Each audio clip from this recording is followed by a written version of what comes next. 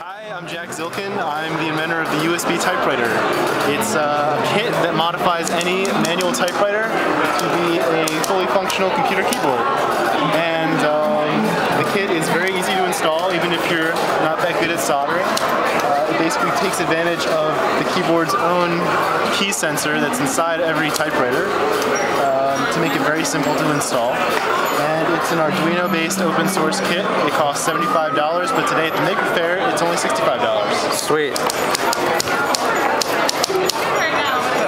How'd you learn how to make it? Well, I am a member of a hackerspace called Hive 76, and Hive 76 is a great place for inventors to meet up together and discuss ideas and learn how to do cool electronics. Awesome.